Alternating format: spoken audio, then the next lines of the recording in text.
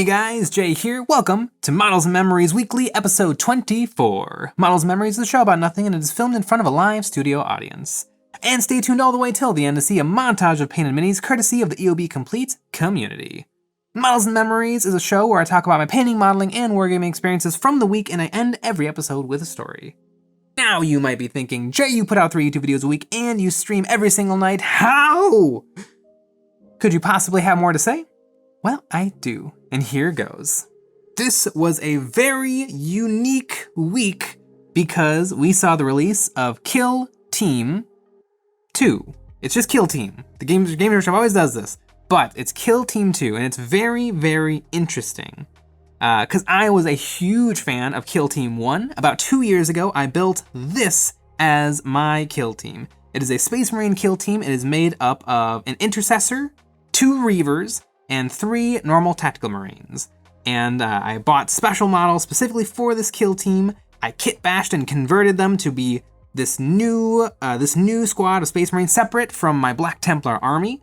And I took special care to make them all perfect. I didn't like that the tactical marines were short, so I put them up on rocks so that they're the same. Everyone's at the same height. This was a complete labor of love. And this is unfieldable in the new kill team.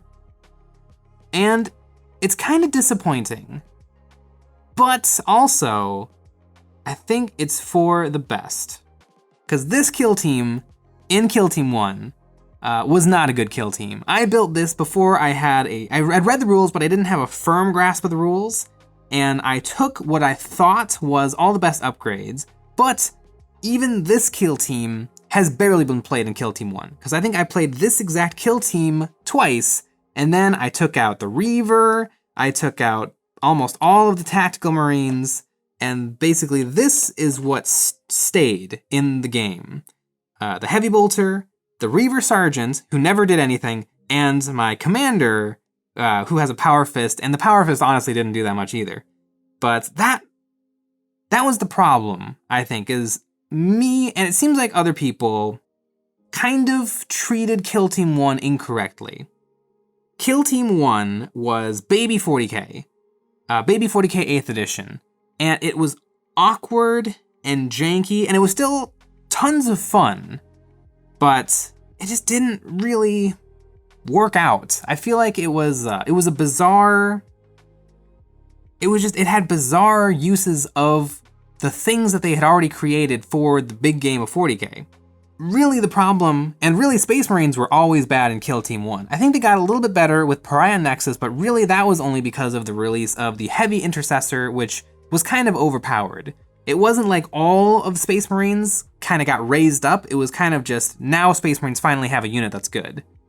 And I think the reason that this didn't really work was the 40k stat lines are good if you have squads. It's not that big a deal that orcs are toughness 4, strength 4, and you know, it doesn't matter that orcs and Space Marines are nearly identical in terms of stat line, because their weapons and their special rules make them feel different. But when you boil it down into you can have one model, all of a sudden everything in the game feels very the same. I mean, a guardsman, a sister of battle, a cultist, a Eldar, a dark Eldar, and a Harlequin all are the exact same body.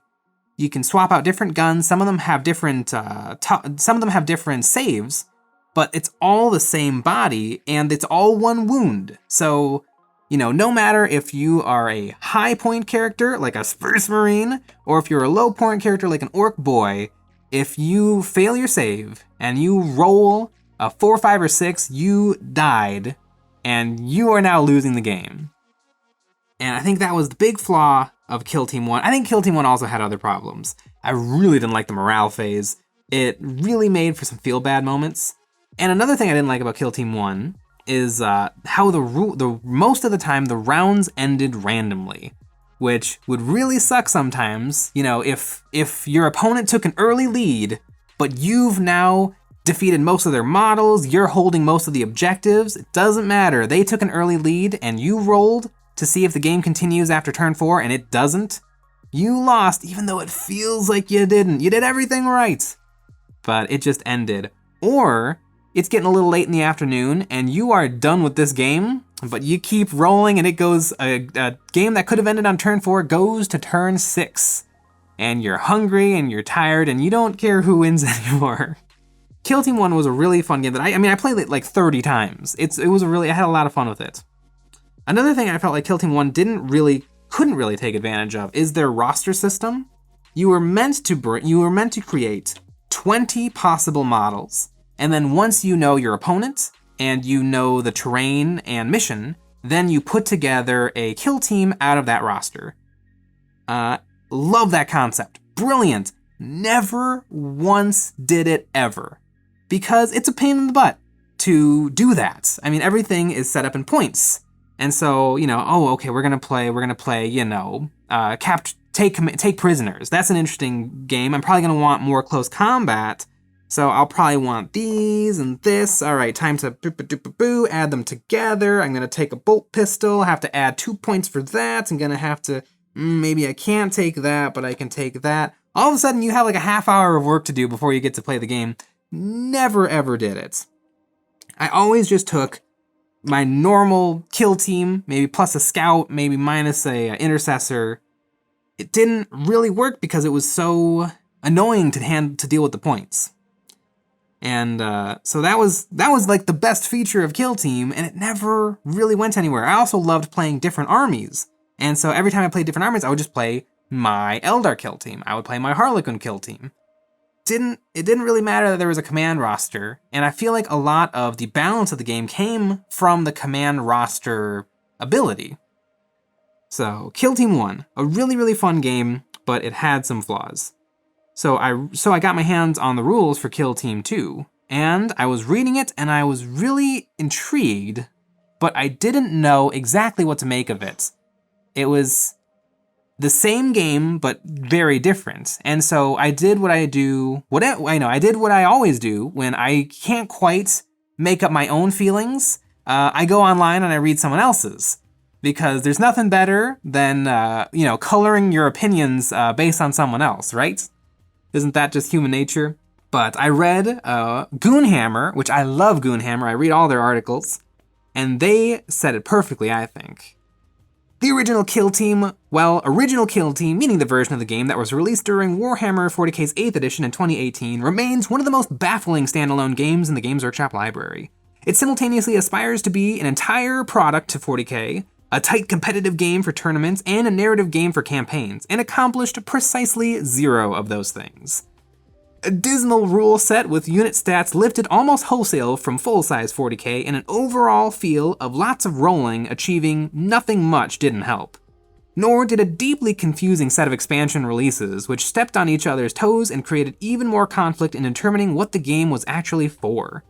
Then 9th edition dropped and brought with it combat patrol rules that gave us a perfectly workable way to play small, fast games of 40k. Set against that was the final Kill Team release for the 1st edition, the Pariah Nexus box, which we could only describe as cynical, leaving the game to die a ignoble death. The good news is that Kill Team 2, set to release in 2 weeks, is a completely new game rebuilt from the ground up with new rules and design sensibilities. Everything about the game has been overhauled right down to the fundamentals of the datasheets, which now bear only a faint resemblance to their 40k counterparts. So how does this new game stack up? Are the new rules a triumph or another minor tragedy? Let's dive in and find out. And then I read on, and it says, before we do, however, we would like to extend a thank you to Games Workshop for providing us with a preview copy of the new Kill Team box set for this review. And I think that is actually really cool that Games Workshop is supporting Goonhammer by providing them with books and models. I think that is great. It's great to see Games Workshop supporting the community, and it would be great to see Games Workshop support other members of the community with some free boxes. Games Workshop, if you're listening, I would love a copy.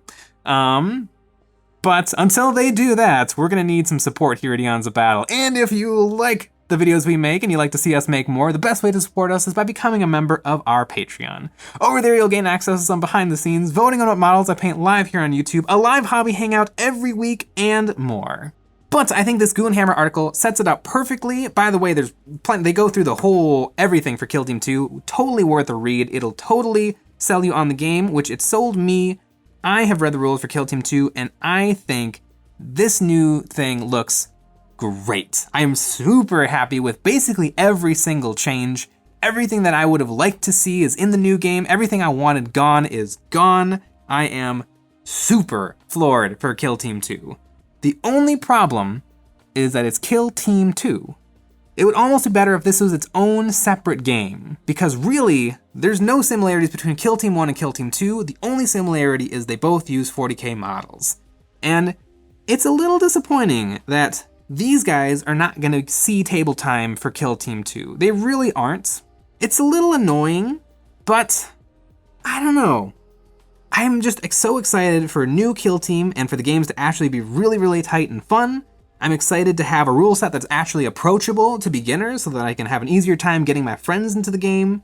I can handle these models being relegated to the display shelf. And you know what? Maybe every now and then I'll dust off Kill Team 1 and I'll play a game or two. I have a Kill Team standing by ready to do really poorly in a game of Kill Team 1, and so maybe that's perfectly fine.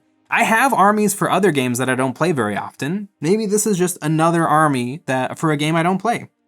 But for Kill Team 2, I'm so excited. Some of the major changes, really the biggest change in the game, is this new way they're doing stats for models. And it's what I've been begging for forever. I have this wild ass idea that Games Workshop should be at least on a D8, maybe a D10 system, so that they can have more room to make minor changes to models so that they feel different. And that's pretty much exactly what Kill Team 2 has done. Now, it's much more important what type of unit you are, as opposed to what weapon or special weapon you can bring. Because in Kill Team 1, when I was list building with Kill Team 1, I didn't even look at the models or the stats, I just looked at what weapons they could bring. I'm not even gonna look at a scout unless they can bring a heavy bolter, because that heavy bolter is the only thing that's gonna do any damage in game. But now, an orc has 10 wounds, a guardsman has 7 wounds, a space marine has 12 wounds. All of a sudden, models' bodies are very, very different and unique from each other, and that is what gets you excited to use them or not.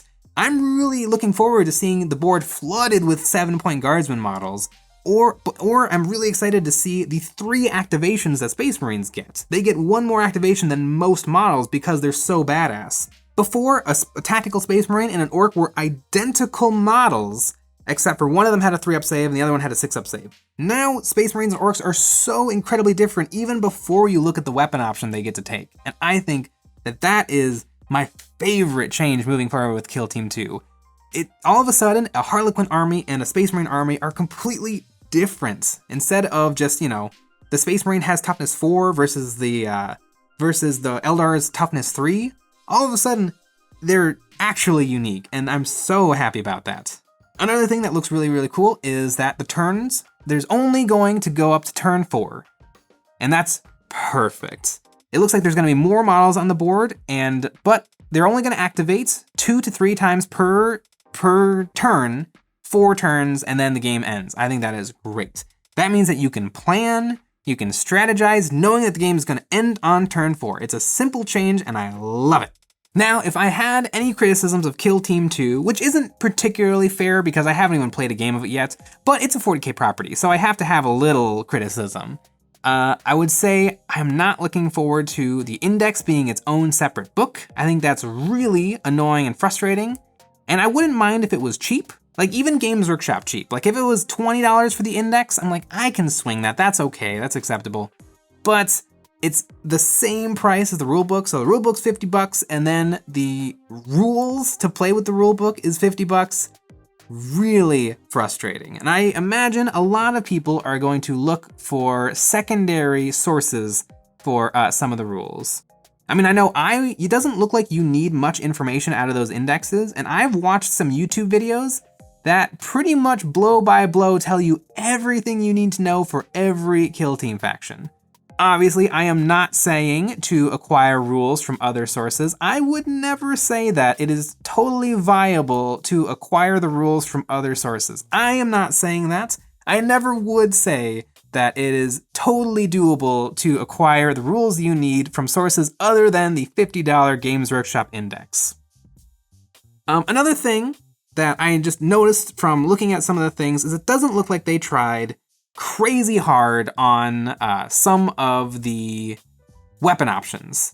Some of the weapon options in the game are actually really, really cool and well balanced, pretty much because they were already cool and well balanced. A lot of the Necron guns give you 2 options, and neither is better than the other, but they just do different things. They do similar things a little bit differently, and it'll decide, your playstyle will determine which one you take. But for a lot of older things, a lot of Space Marine stuff, some options are just worse. Like, you can take a bolt pistol, but why would you? You just take the plasma gun. There's some stuff like that where they probably could have tried to figure out how to make everything viable. Like maybe the bolt pistol gets 2 extra shots, so you have a chance of scoring more hits, but the plasma gun gives you a better chance of landing better hits. I think there was more room to play with stuff, and when I was assembling my kill teams for Kill Team 2, there were definitely options where I read them once, and I think I never have to read that again because it's just worse than some of the better options that I can take for free. So that was a little disappointing, although maybe it'll help in the long run in that, most things that can take a plasma gun are just gonna take a plasma gun, but that's fine. And also, us wargamers tend to be pretty awful at dealing with stuff like this, where even if everything was really well balanced, everyone would still gravitate to whatever was mathematically better and ignore all of the other stuff that was ever so slightly worse. So maybe that's fine. And then something that seems certainly set up for the future is the Kill Team Octeris box and units versus the index units. It seems like the index units are to give you some variety right now, but what Kill Team 2 is really meant for is for things like the Krieg and the Orc Commandos that come in Octeris, because those models have many, many more rules, many, many more special rules, a lot more options, and seem better suited for the game. And I assume down the line we're going to see a lot of releases like this. I actually have a video where I talk about the things I like and dislike about Kill Team 1, and I talk about something a lot like this, and it seems Games Workshop may have been listening and ripped me off just a little bit, but I'll allow it just this once. But I had ideas for Kill Team specific releases, where they could bring in some of the things that they don't really have a good excuse to make in Big 40K, but because of this game called Kill Team, they now have an excuse to make it.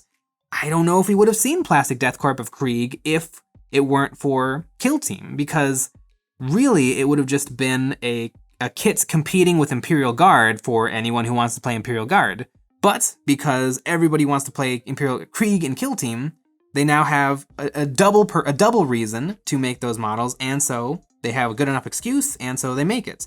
And I'm really, really looking forward to stuff like that, because 40K is really, really deep. I mean, there's 10 trillion novels of lore, and only a tiny fraction of it has actually made it into models on the tabletop. So I'm really looking forward to new Kill Team releases, but it does make the regular armies that you can make with the Index feel a little bit second class. Really, the what they want you to have is Orc Commandos, Krieg, whatever else they come out with. Super cool Eldar, maybe the Tau Guavesa, maybe they'll have a human faction of Tau, that would be badass.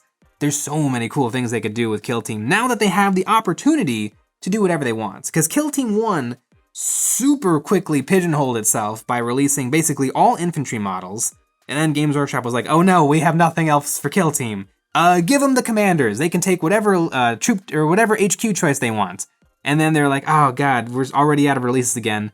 Okay, well, let's give them all of the elite choices, and I swear if Kill Team 2 had not happened, they would have given us Kill Team vehicles, Kill Team fast attack, Kill Team heavy support, Kill Team super heavies, and eventually it would have just been there would have been Big 40K and Kill Team full-scale combat in a skirmish setting. But I'm really excited for Kill Team 2. I think it's a great refresh. It is a hair, there's whispers of disappointment just because it's a completely different game. It's a completely different game than Kill Team 1, and maybe it would be a much easier pill to swallow if this was a truly different game.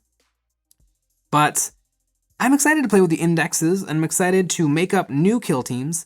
I'm also incredibly excited that they finally have done good on the promise that you can make a kill team out of a box. People said you could make a kill team out of a box for Kill Team 1, and they are all dirty liars. There's like two. There's like Grey Knights and Harlequins were the only ones you could, honest to God, make a good playing kill team out of one box. Most things, you had to buy most of the boxes. If you want a competitive Sisters of Battle army, you gotta buy a $60 box of Sisters of Battle. You need to buy a $60 box of Argoflagellants, and you need to buy a $60 box of Sisters Repentia, and you better throw in a Canoness in there too for $30. So all of a sudden, you have an entire Sisters of Battle start collecting to make your, 8 models for Kill Team.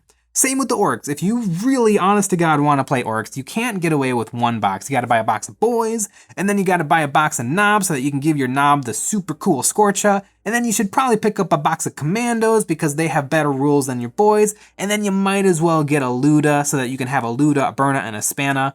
It was kind of a dirty, rotten lie that you could build a Kill Team cheaply and simply in Kill Team 1. But in Kill Team 2, they have designed it off of what comes in the boxes. If you want to bring Space Marines and you bought a box of Space Marines, those Space Marines can be brought and played effectively with just that box. And I'm so excited to be able to tell my friends and the people that I want to try to brainwash to get into this game, I can say, pick out a box you like, it'll work. And that is awesome. I think it is, I'm 2% disappointed that my Kill Team is now illegal, outdated, unusable, but I am 98% overjoyed with how awesome Kill Team 2 looks, and for the first time ever, I'm getting in on the ground floor of a game. Usually I come in at the tail end, I get in a couple of battles, and then an edition changes, that the game dies, or no one wants to play. But Kill Team 2, which is also called Kill Team, just looks phenomenal, and I absolutely cannot wait to play it. But Kill Team 2 is what I worked on this week. I spent so much time reading the rules and painting models, but I can't show you yet. That stuff's coming up in a video, and you guys are not going to want to miss it. But now it is time to move on to the story part of Models and Memories Weekly, and this week I want to talk about this. This is my original wet palette. I've used this for, like 8 years. I never had a different wet palette. This was the one I made, and it's always been a plate, a paper towel, and a square of parchment paper, and it has served me well. Basically, most of the models I own were painted using this wet palette, but I think it is finally time to hang it up. I now have 2 Masterson's wet palettes, and I like them. I really like them. I like the sponge. I don't like the Masterson's paper. I swapped it out for parchment paper, but since I've done that, I love it. I have no complaints. They're much lighter. They're easier to clean. They're not as heavy. This is a very heavy plate. And so now that I have 2 Masterson's wet palettes, and the reason I have 2 is often I am in the middle of painting something for a video, but I'm also in the middle of painting something for myself or for our YouTube live streams. By the way, we stream every night from 9 to 10 p.m. Central on YouTube. Come check it out. So I have 2 wet palettes for my 2 current projects. I don't need my plates, but it has served me well over the years, and I've been thinking about what to do with it. It's very ugly. As you can see, there's lots and lots of paint buildup from over the years, and I think I can't smash it. I don't want to throw it away. It's a piece of my painting history. And so I think I want to turn this into a little art piece. I've had some ideas knocking around in my head for an Eons of Battle logo or design, and I think throwing that right in the center would be awesome. I know a lot of people have made their own wet palettes, and I love seeing every different person's thing. I've seen a lot of Tupperware. I've seen a lot of candy boxes or tins, and I love seeing people's custom wet palettes. Don't buy a Red Grass Games wet palette. It's ridiculous. A wet palette is just a wet something and a piece of paper. That's all they are. Don't overspend for a wet palette. I mean, I paint like a fiend. I paint a lot, and I'm starting to paint well. And I was painting on this plate. You can paint on whatever. But, boy, what a piece of history.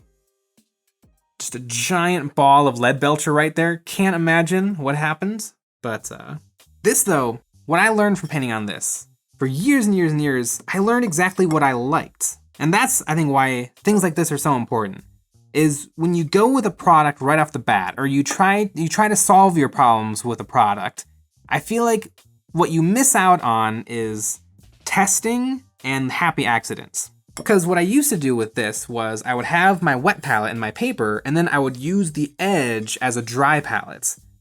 But I kind of moved away from doing anything with the dry palette because the wet palette is so good. Even when I dry brush, I take the paints from the wet palette, which is because I've learned that it's better to have a slightly damp brush than it is to have a dry brush if you want things not to look dusty. Another thing I learned was that you shouldn't cover every single square inch with parchment paper, because then you can't get at the water, because honestly the water is often more important than the paints. With every single brush stroke, the first thing I do after I've cleaned my bristles is I dip them into the water, I dip them into the exposed water on the palette, and then I saturated my bristles, and then I move that to my drop of paint, and I mix them together, and I mix them until I feel that I have the perfect paint consistency. And I don't know if I would have come across all of those things if I wasn't using a jank palette. I think I learned exactly how I like to paint by painting for nearly a decade on this crappy plate. And now that I have all those experiences, I can confidently know that I like the Masterson's wet palette. And so I have pre-cut all of my parchment paper to fill up about 80%, leaving a nice big fat sliver of water so that I can mix my paints properly. But I think it is very important to test your creativity and push yourself to overcome challenges and problems by whatever means you can think of. Also, another huge pet peeve I have, and maybe it's no big deal, don't let your palette paper be wrinkly. It's awful. It just takes a second. Smooth it out so it's nice and flat so that you can drag paint from other paint sources and you can pull water and things, if you're yellow and red and you want to mix them, but there's a big wrinkle in the middle, you can't mix them. I've seen like some of the best painters in the world and I look at their palettes and they're all wrinkly. Ugh. I like a nice perfectly flat palette paper. But maybe that's just me. Maybe I'm a crazy person. But this is my memory. It's hard. I don't know if I have a lot of specific memories with this because, I painted using this palette every single day, and there's not a lot of moments that I can pull out of all of those hundreds of hours of painting. But I think the memories I do have is I know that this is a sentimental object for me because it's been physically near me for such a long time. And I've never broken it, which is actually also outstanding. I drop everything, and it's amazing that this plate still exists. You know what is a fun memory, actually? This is my parents. This was a plate from our family plates. I just took one out of the cupboard, and it became mine. So that's pretty fun. I probably expected to, once I was done painting, I'd wipe it up and put it back in the cupboard, but nope. Mine, forever and ever. And I'll figure out something to paint here lovingly, and it'll sit on the set and be a glorious reminder of where I've come from, and where did I go, and where did I get to Cotton Eye Joe. But that is my memory from this week, bringing this episode of Models and Memories to a close. Now it is time for the real star of the show, this week's submissions to EOB Complete. We put out a challenge to our community to send us before and after photos of their recently finished models to be immortalized in our videos. If you want to join in the fun, you can submit a before and after photo of your painted mini to our Discord server, which you can find in the description below, or you can post it to Instagram with the hashtag EOBComplete. Without further ado, let's look at and get inspired by what the folks have finished this week. A Stormcast Eternal by Peter the Paint Goblin, a Plague Marine with Plague Flail by Muckle, some Salt Intercessors by Njord42, a Death Corpse Commissar by Texas Tunic, a Primaris Redemptor Dreadnought by Steve R.O., a Green Dragon by The Beholder, a Chaplain on Bike by Zawapi, a Hazard Stripe Rhino Tank by Heathen Minis, a Skeleton Dog from Mantic by Tomato, some Legion Death Troopers by Wolfpack, a Space Cat by J. Han, Lord of Cats, some Plague Terminators by Witness My Minis, some Imperial Guard Ogrins by 1313S, an Adeptus Custodian by Spinach Glue, a Spooky Morrigan by The Happy Heretic, a Necromunda Sump Croc by Gustavo S., a Tank by Not Mike, a Primaris Redemptor Dreadnought by Master Spork, a Princess Leia from Star Wars Legion by Agrat's Smelly Ass, a Sister of Battle Reliquant by Arms of Power, an Orc Warrior by Gurgle, a Spooky Hell Portal by Tweepler, a Space Marine Judiciar by Didi Gith, an Orc Warboss by Wombat74, a Cadre Fireblade by Airship Slice, a Chaos Executioner by Lil Tax Evader, a Lego Minifigure Head by Tekamuto, a Kroot Sniper by Thunder Knight, and some Cultists from Zona Alpha by Orange. Congratulations to everyone for a job well done. It's no small feat to get paint on minis, and you all should feel really proud. Nothing gets the hobby juices flowing like finishing a project, and we all thank you for sharing your work, motivating us and the hobby community to paint our plastic. Thanks for sharing.